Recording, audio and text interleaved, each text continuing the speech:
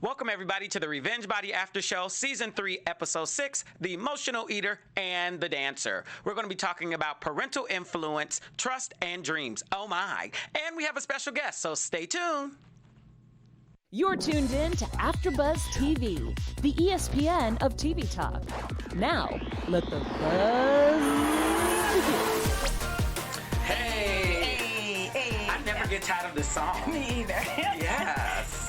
I love it. It's very club. Right? Yeah, it's like, get it, girl. How we raise the roof. 12 girls tonight.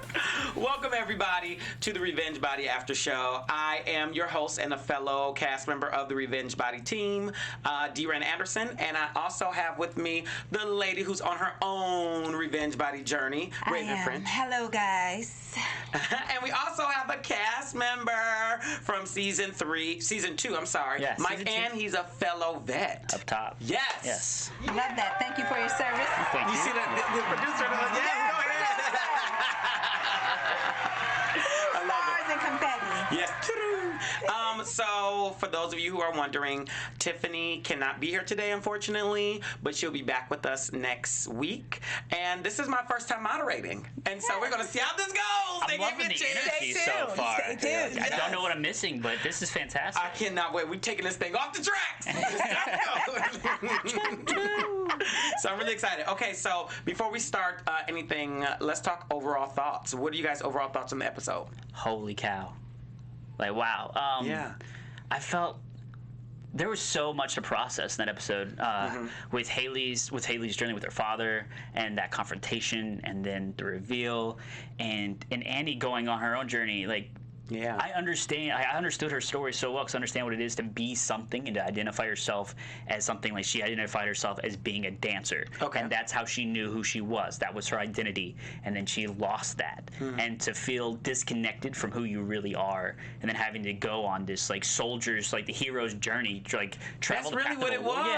Yeah, to get back to, oh, this is me. I forgot for a little while. It's like having amnesia for, like, who you truly are, who the core of you is. And then she got back to that and was amazing. And Haley, like, she, like, stared down her dad who drew a gun on her. Like, first of all, that confrontation was buck wild. And then, but seeing her tonight, watching the show, Yes. oh my, Yes. wow. Yeah, we're going to talk about that later because we actually all went to the screening party with Haley and Annie. We left before Annie had got there because we had to come and do the show. But wow, yeah, the amount of confidence she exudes and stuff like that is amazing. Yeah, what about you, Raven? Major. That your observation of the things we use that validate us, that identify us. I personally find it a little dangerous to have something validate you or. I get it. It's human nature. I find it dangerous. But as a parent, you know, when I see these kind of shows with the dad, I just want to. You always say you're a parent. Can you give us some context around that? Do you have? I have 2 dogs, a cat. No. True story. I do have 2 dogs and a cat, but I also have 2 daughters. They are young adults now. 21 and 22. 21 and 22. Get out. You Yes. liar. Woo! Say it again. Stop. I thought you would say, like, they're 2 and 6. Stop it. No. And I've fallen into some of those traps because parents, we live in our fear of what we don't want for our kids, and it comes out wrong. When you don't want your child to be overweight, it's not because you're embarrassed. You're afraid of how people will treat them. But it comes out in a mean way, and I've done it before. Really? I have. We have not done dug into this show. I've done it before. But I've apologized to my daughters. Once I grew up and realized, like, whoa, I was projecting my fear. She doesn't care. I was projecting my fear and worried about what people would think do. When did you? I probably apologized to my kids just overall because I said, look, at this point, you just got to go to therapy. I did the best I did the best I could, okay? But You picked up the bill, though, right? Like, exactly. But I did just say, oddly enough, they were like, Mom, you did great. You know, it was my own, like, whoa, once I started realizing. How did you get the revelation, though? That's what I want to, because, like, when we are on the show and we're going through this stuff and we're confronting people, which you can attest to this, it's usually, they're like, what? Mm-hmm. Like, you know what I mean? Like, oh, my God, I cannot believe I pulled a gun on her. Or, yeah, I pulled a gun. Like, you know, so how did you get to that? you have to want to be better. You have to want to be your best self. And if you say that, that's not a physical thing. It's all the other stuff. And for me, it actually came about through romantic relationships, because I'm growing in that, and then you just realize what type of person you are overall. And it's like, whoa, I do that. Because you don't just do something in one situation. You do this thing all the time, good or bad. So then I have to look at myself, and it's like, oh man, that's not nice. You know, you start to realize those things. Funny. A lot of what you discover is when you realize what you're accepting from other people. Like, oh, I'm accepting this attitude, or I'm accepting this this negativity, and I'm just accepting it. It's a realization that what I'm taking, what other people are putting at me, and I'm investing in my own body. I'm ingesting it, and you have to like come to your own realization of that, and then force yourself to be the positive change you want to be in the world, Mr. Gandhi. You know, like absolutely. Yes. And if you want to help someone, you kind of realize, as a parent at least, your fault in it. So the same thing in romantic relationships.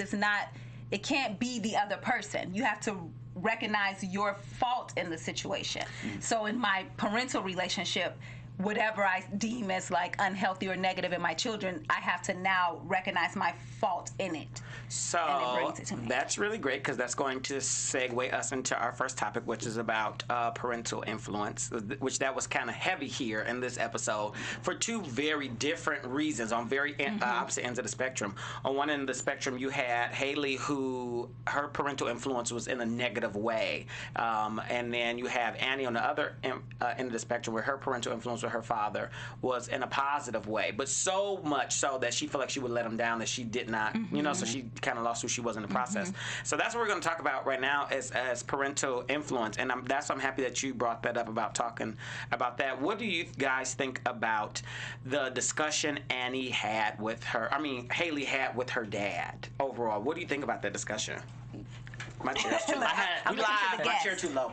I had a lot of connection with her story. I've had in my own history, and to see her like have that conversation and the denial's tough, but you have to know it's going to happen. Like you know like I'm going to go and I'm going to speak my truth, and then you're going to give me your version of your truth, and somewhere in there is like an outsider's viewpoint.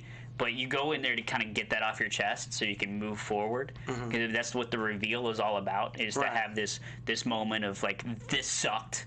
Right. I'm moving on with my life after this. But you get that closure on it. It was powerful. And I have... Who did you, just in case people don't know, who did you reveal to? So my reveal was to my ex-girlfriend, ex-fiance. She had left me. I found out she was cheating on me while I was serving the military. And that was its own thing. Yeah. But I had realized that I had changed through the course of our relationship. I wasn't who she started the relationship with, because I was dealing with my own shit, PTSD, my own, just my own thing. You understand? Yes, I do. I mean, I really do. But a lot of that stuff too really does come from your childhood. It does. And I feel like part of becoming an adult that nobody teaches you, we don't get lessons on, it's not part of school, is learning how to forgive your parents and then be your own adult. Yes. No longer letting them have that influence on your life. Yes. It's definitely a thing I always try to tell parents, and I'm not even a parent, but I always speak from a child. That's why I don't, with parents like, you don't have kids, so you can't tell me. But I'm like, I've been a kid, so I can tell you from the kid standpoint. You have parents. Right.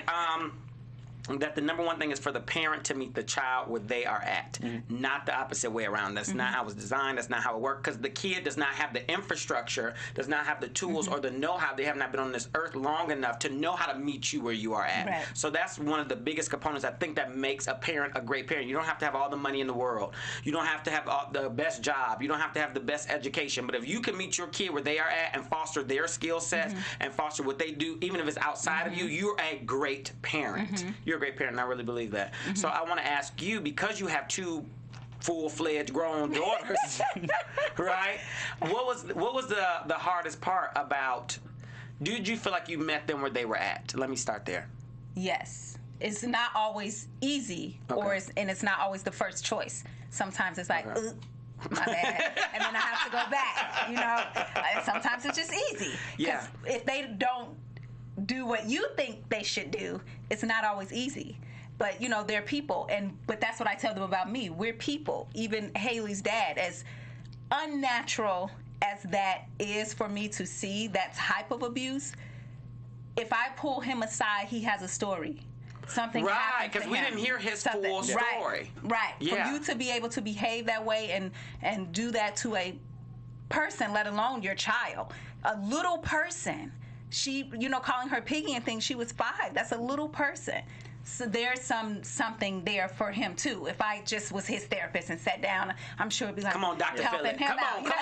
Phillip. Well, he kept saying, like, you know, you pushed my buttons, which is an excuse in my opinion, but to me that tells me that something happened in his history where that was how it was, and so he that was what he had learned through his past events. It actually sounds like something specific to females. To quote him, it says, "Oh, I didn't pick up on that. You thought it was more so a female thing." Yeah, because it seemed not Patrick. Not Patrick, You know, it seemed. Oh, because he said, and this, because I wrote this down. He said, "You push my buttons. You constantly pushed my buttons."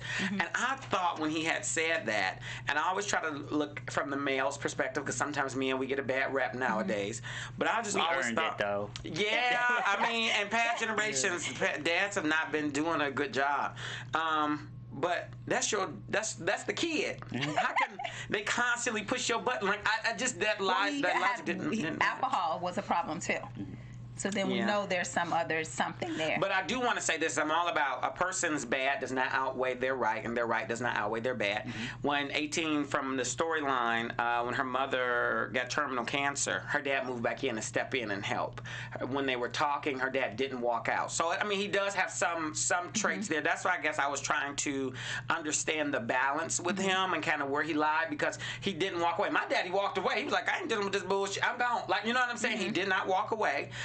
And then at 18, when they were going through this stuff and he got kicked out the house or moved out, he moved back. Now, we don't know the context of what that was like, but that is kudos that he did come back, and I do want to acknowledge that part. And the thing about people, unless you are a sociopath, you don't think we are judging things as right and wrong. And people's mind, they're living from their perception of whatever life has been. Yes. There is no right or wrong. So that's heavy. We talked about when you reveal to someone. That is heavy, like abusing you. What? Yeah. What would you do? He's not seeing it that way. What would you do if next season the producers, they saw this show, they like, ooh, let's dig into Raven's past. They pull up one of her kids, be on the show, and instead of her sitting up here talking about the topic, she is the topic. I would pull them to the side and be like, I told you. Stays in this house. Better not. We're a team up in here. Would you be upset if they confronted you about your parental things on camera like that and revealed to you? No, I wouldn't be upset. I would be embarrassed. Okay. Yeah, but not upset, because it's stuff still now that my kids are like, Mom, it's okay. Like, really? So you hold on to it hard. I'm so sorry that Yeah. I'm just like, and I think that's the biggest thing, because one of the things that for parents is that what did she say? To make him, when she was talking to Khloe earlier, and Khloe has said, hold him accountable. It's something about a person being held accountable, right? You can't change the past. That's not why people do this. That's not why, at least that's not why I did it. It's not like people want to change the past, but to know that you know that you messed up. And if you know that you messed up, that means you will hopefully do better. It means so much more. And people have a hard time with just admitting that they were wrong. You messed up, excuse me. You messed up. Right? Just own it. You messed up. I'm down. I know. Calm down. I know. Calm down. it's over. Daddy, you messed up. Yeah, so, I mean, that's my thoughts, but this is a horrible transition, but I'm going to try this out. Does you have a message for our viewers, right? Yeah, so that we could clear the air. Consider this some sage right here. No, Daddy! We, as you can see, have so much fun on this show. I am really enjoying this show and meeting all of you guys. I got to work out today, so thank you guys. Thank you for taking this journey with us, for watching the show, for making us the ESPN of TV talk. We love it here. We love you watching. Keep it coming. So if you are on YouTube right now, go ahead and subscribe. If you're listening on iTunes, go ahead and give us the 5-star rating and continue to watch. Continue to tell your friends to watch. And if you're not watching Revenge Body, you don't know anyone who, you know someone who's not watching Revenge Body, tell them to get on board. Come on. And then watch us after. Okay? Make sure you go back and check out season 2 too. Yes. Smart. Because I was mad when I saw your show. Like, I mean, We'll get into that. We're going to get into that. Yeah, we're going to get into all that. We're going to get into all that. Okay, so next up we're going to talk about is trust. And I think that was a big thing, especially for Hailey and Annie in 2 different ways. Hailey's trust, really, when she was talking to Corey, and he has said, you need to give people the benefit of the doubt. And she says, I don't know how.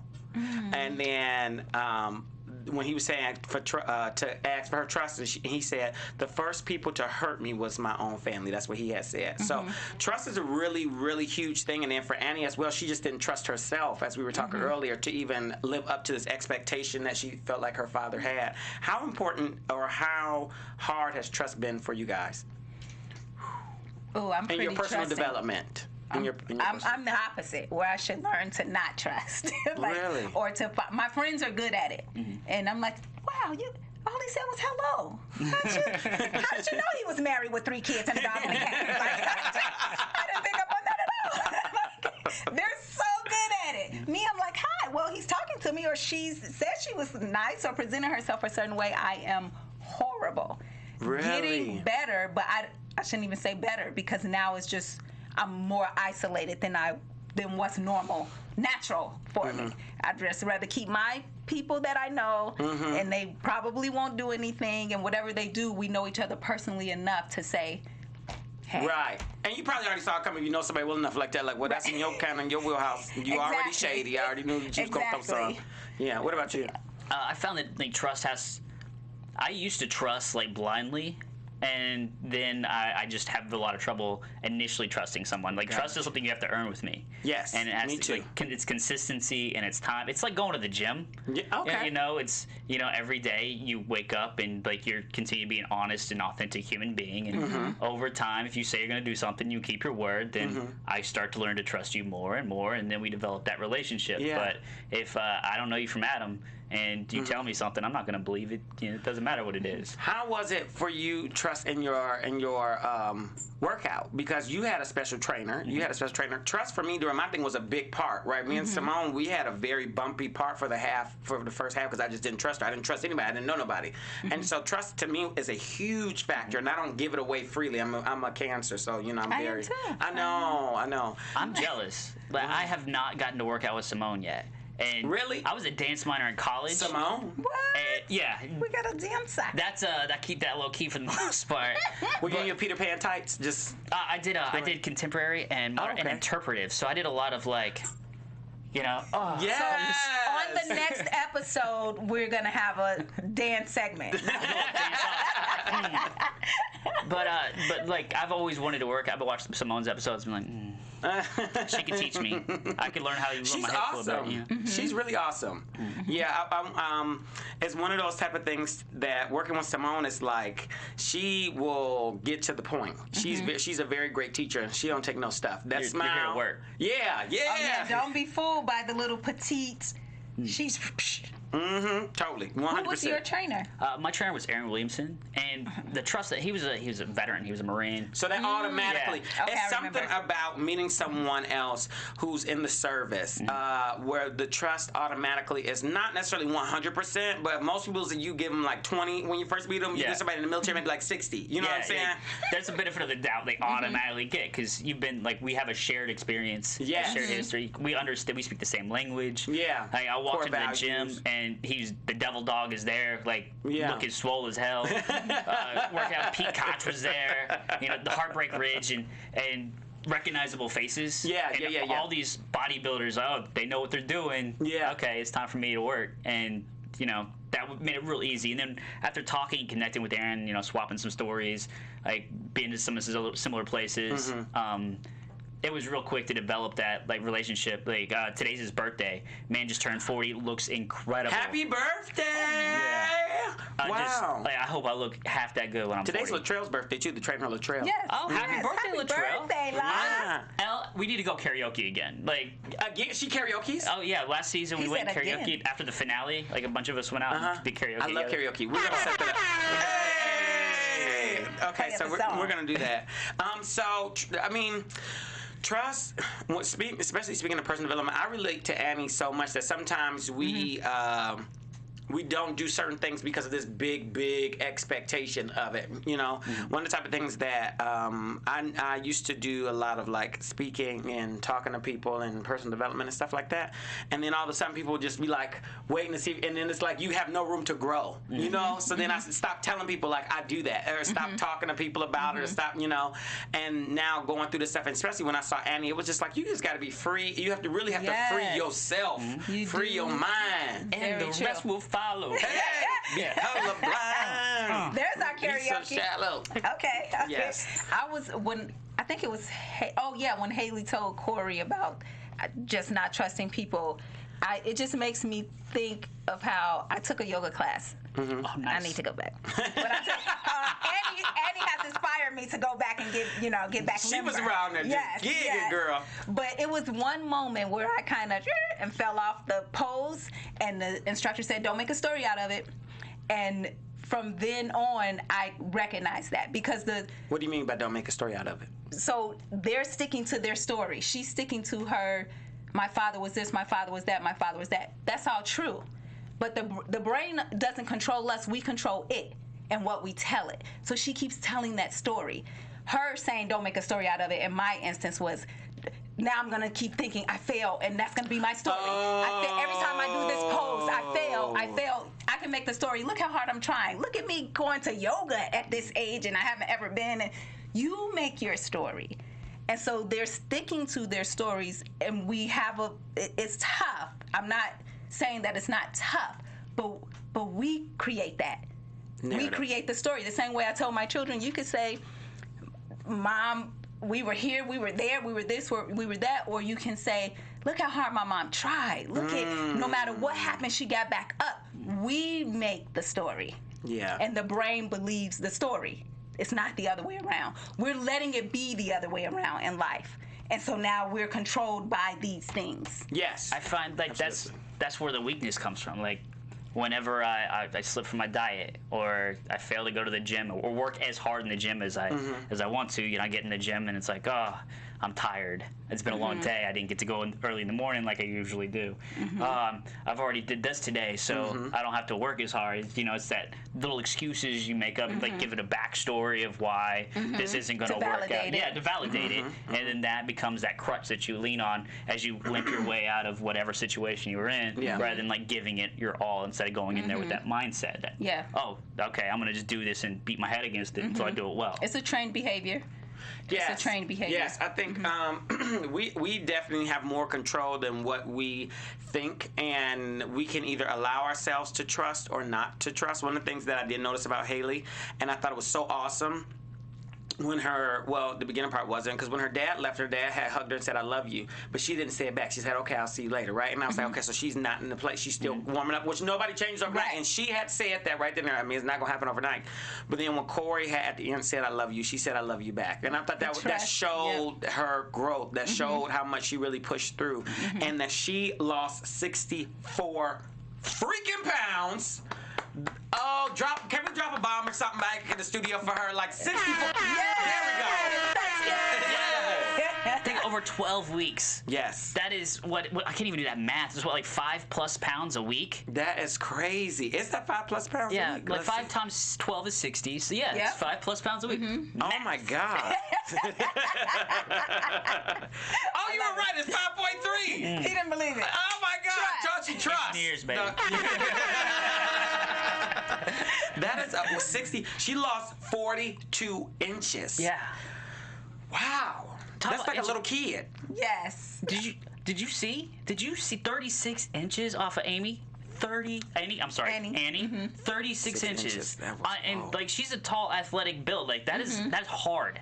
That is hard to do. That was motivating. One of the things about Annie that really, because we had the same trainer, that was very interesting is I was able to see Simone in a different light. Because what me with Simone, it was more about I saw her actual workout. I was on a trampoline and I was doing the all that type of stuff, the dance cardio and all that stuff, which is really, really great, which we're going to talk about later when we work out. It has helped me so much in my endurance, so running is much better for me and all that stuff because I do a lot of... you killed it today. Yeah. Sunday support group. Yes, Sunday support group with Leon. But to see her with Annie, you could tell that they had such a connection that they had because of the dancer background, because it's almost like us being veterans or something like that. Say that. And it was so awesome because I've never seen Simone in a dancer's light. And so to see her dancing in the beginning was like, whoa, that was so amazing. I really enjoyed that. It was. Yeah. There's a little peek into the background. Like Yes. So that was very, very, very nice. So next we have some news and gossip. What you got for us, Ray? All right, let's see. What do we have? Okay, guys, that's Logan, and I'm bringing Logan back because last week I kind of fumbled on his single. His single, guys, is Run. That is his single that is out. He is a musician. Please follow him. Look how amazing he looks, and he's always so happy. I really love that about him, and he really is like that in person, just super encouraging. So follow him, go to SoundCloud, listen to the song, support him, and real that's quick, what I'm bringing back. he missed Sunday support group today because he rode his bike to the wrong location.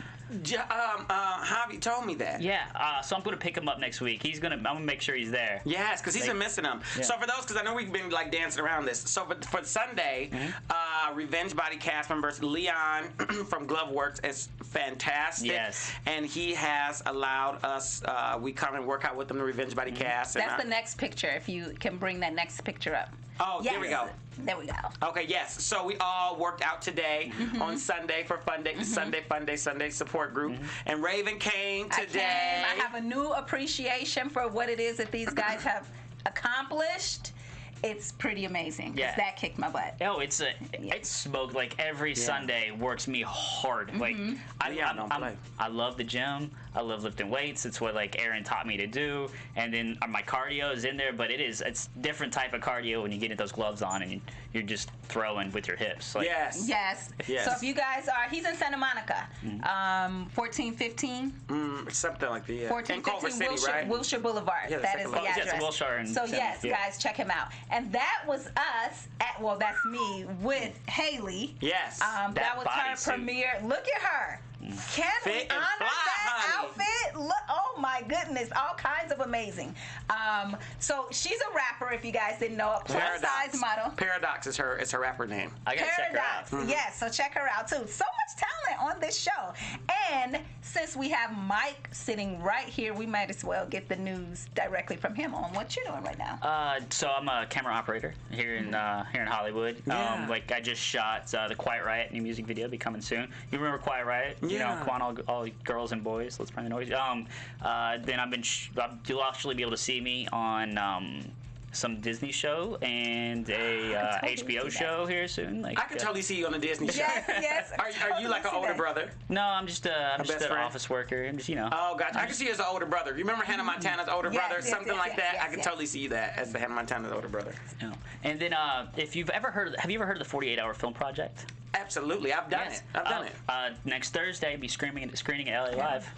Really? And people can come? Yeah, you can come. There's like a dozen showings. There's so many showings. And what did you do there? I was a lead in a film called Fixer Upper. There we go. Fixer Upper. Fixer Upper. So you're a lead in a short film, Fixer Upper. So and it's safe to say you're an actor. Yes. Look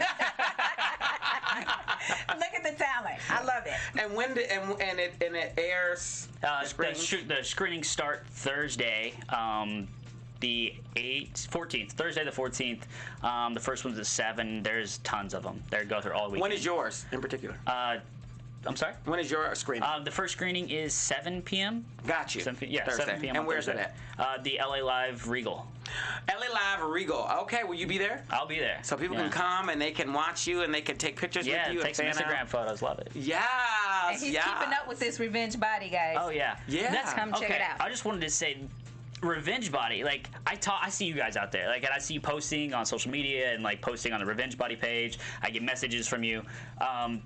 Asking for help to start your journey, and I get those too. I thought, the thing that I learned about Revenge Body is the journey starts here, and it starts here. You know, it's making the decision, because we get a lot of help. We get the tools, we get the trainer, we have the support, but it all starts like I've kept it up on my own, and just making that habit. Like, oh, this is what I eat now. This is what I put in the body to give me the fuel so that I can go to the gym. And I go to the gym so that I have the energy to go attack my career and attack my personal life with the effort that I've learned how to put in. You know, it's putting that work in, and it's making the conscious decision. This is how I want to live my life now. Right. This is who I am and who I want to be, and I'm going to keep working to be that person and not just wait for somebody to give it to me. Because most of us, we're never going to get this opportunity. Like, this was winning the lottery. I'm 100% grateful for everything that I got here, but it's about you. Like, everybody on the show doesn't. You just don't. Oh, look, I'm on the show, so now I'm going to lose all this weight and be fabulous. There are some people that didn't stay on the show. They didn't survive the show. You have to put the work in. Look at D. D put in so much work. And that's him. That's his decision. He wakes up in the morning and puts that work in. He wakes up in the morning and still shows up on Sundays. He wakes up in the morning and still puts that effort in. And you can do that too. It's all on you. Come on, motivational speaker. I was just about to say, I love the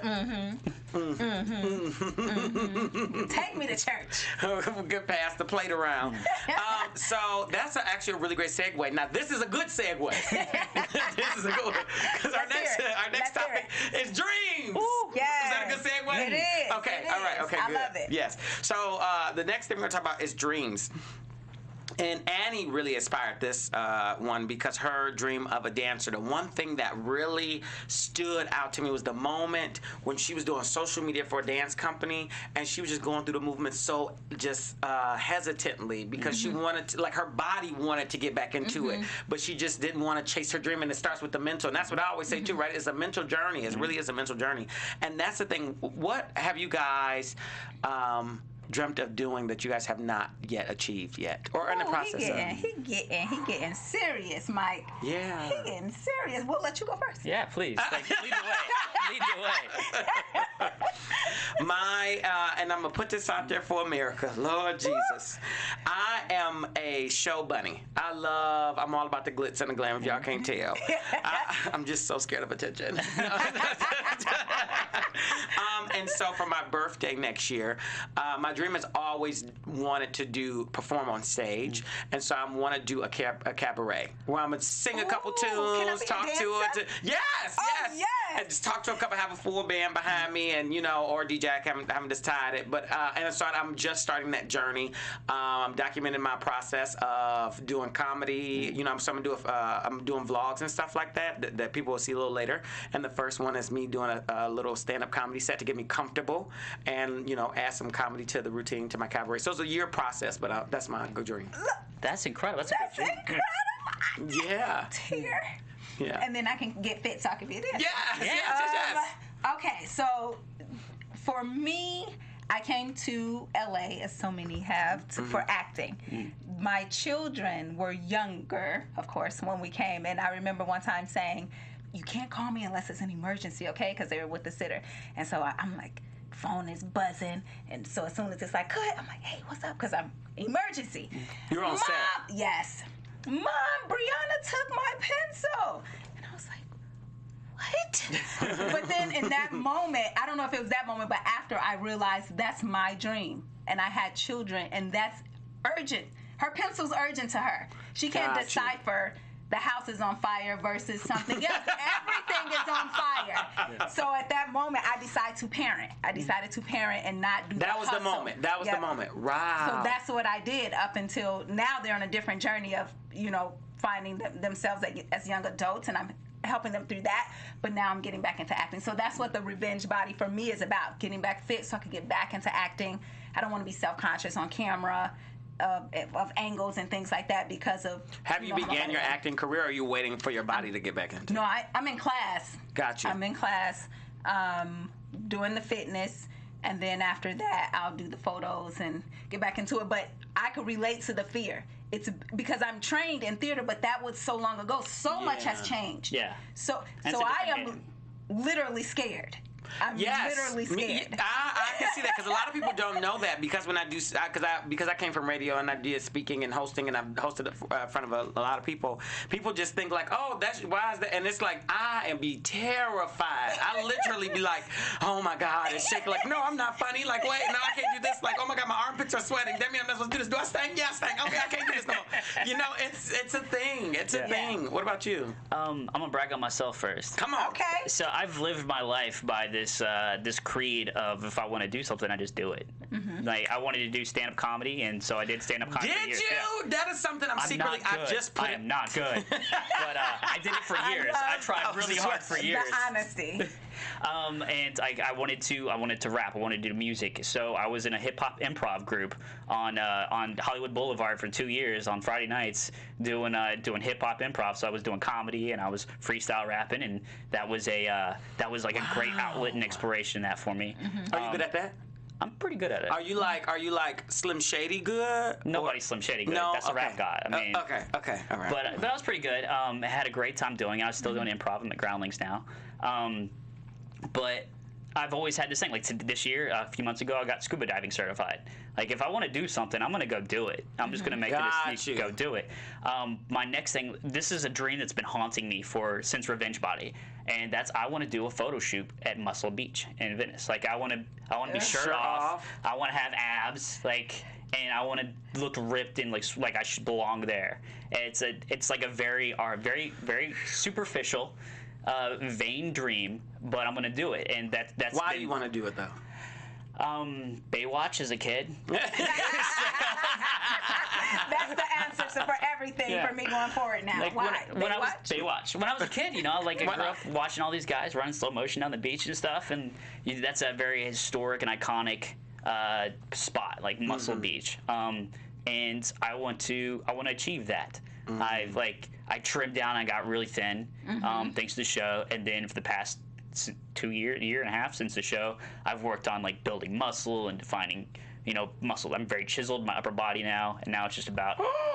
He's very chiseled, y'all. I am very, very Are you comfortable single? with it. No, I'm not single. Okay, so don't hit him up now. Right, stay out of his DMs. Stay out of them. And I'm with that. I'm with the superficial vanity. Yeah, whatever. like it's for me. Like you did all of that work. Yeah, my girlfriend gives me shit every morning because the very first thing I do in the morning is jump in front of the mirror. Like, those poses.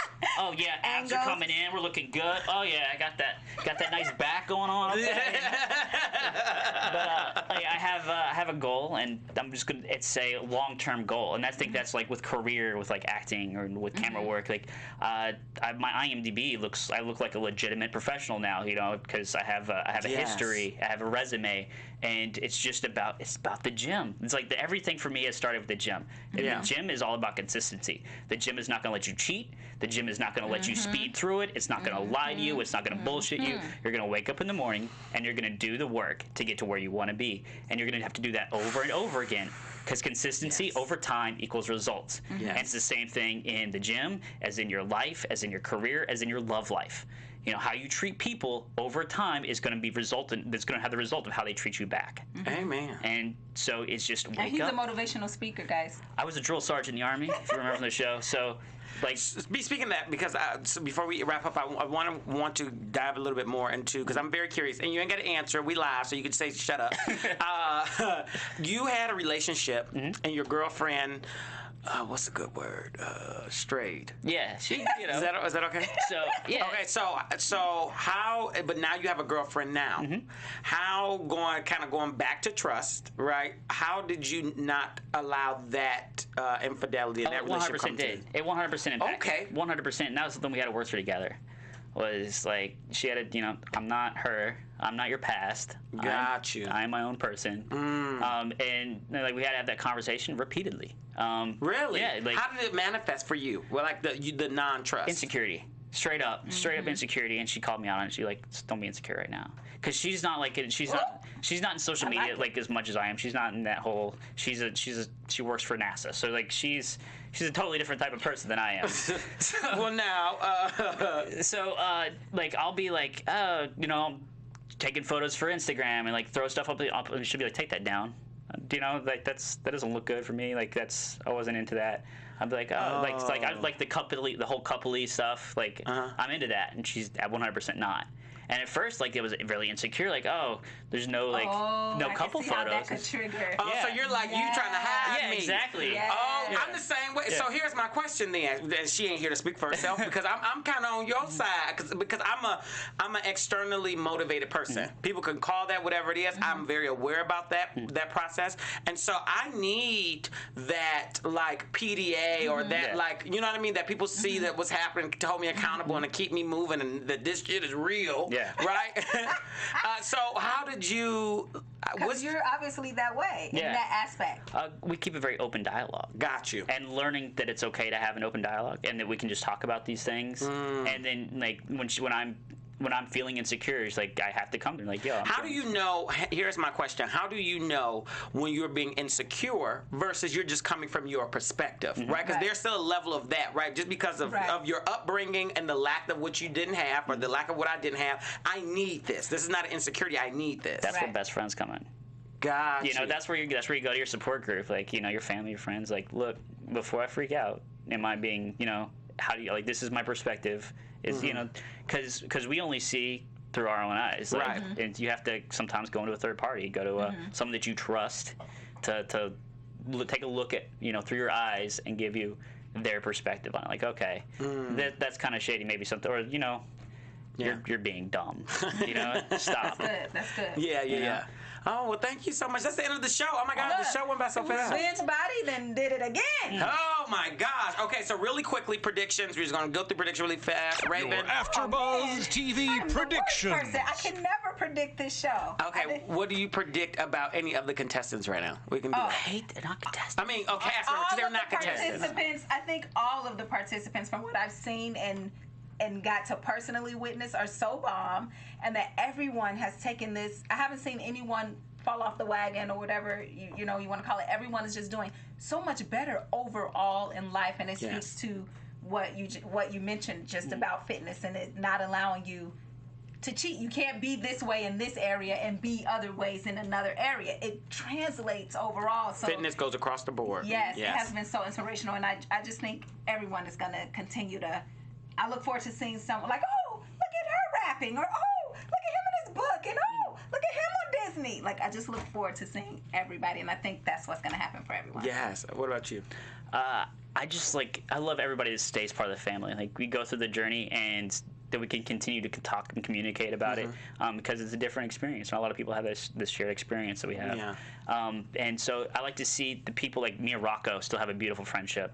And he's awesome. He's amazing. I love me some Rocco. And like we're there for each other. Like, I think that these two lovely young ladies are gonna, like, because they put in so much work, and you saw the transformations they made, are gonna continue to let that bleed into the other parts of life. Fitness in body, fitness in mind, and fitness in spirit.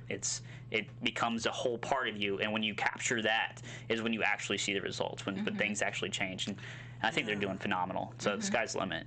Oh my gosh! I think that one of my predictions, especially for Annie, I think she's going to be a killer dancer. I think she's going to get back to where she once was, because you could tell that. I'm going to find her. Yeah. I think she's going to be really great. I think I'll be shooting on a music video for too long. Come on now! She might be my dancer on my cabaret. I can't wait for that. Wait, don't just. How I get cut in less than 60 seconds, guys? It's so fast. I got both of y'all. Can I just shout out Corey? Corey, I love your vulnerability on this show, and you did it again this episode. I truly appreciate how open you are with your life, with your the people that you train. It's such a beautiful thing. Thank you. Especially somebody like that coming from the African American community who has this very masculine perception, and how in the community sometimes we can that type of person can be kind of scared to open up. That's to me is why it's even more like wow for him to have done something like that. I think. He gives us the masculinity without the toxicity. And Yes. Yep. Yes, absolutely. I'll steal that. Thank you. Yeah, masculinity without the toxicity. Thank you guys for coming on to the show. We hope you had a wonderful time. Tell them where they can find you guys. Okay, so you can find me at the Michael Kolb on Instagram. Super easy. You can find me on all social media, Raven, then Raiden, French, Instagram, Twitter, everything. French Instagram. And you can find me on all social media platforms, D-Ran Anderson, or on drandanderson.com, where I have blogs, and you can purchase my book, Colorful Confessions from Headache and Heartbreak to Healing and Happiness, which is a self-help book. Until next time, we'll buzz you later. Bye. Our founder, Kevin Undergaro, and me, Maria Menounos, would like to thank you for tuning in to AfterBuzz TV. Remember, we're not just the first, we're the biggest in the world, and we're the only destination for all your favorite TV shows. Whatever you crave, we've got it. So go to AfterBuzzTV.com and check out our lineup. Buzz you later. The views expressed herein are those of the hosts only and do not necessarily reflect the views of AfterBuzz TV or its owners or principals.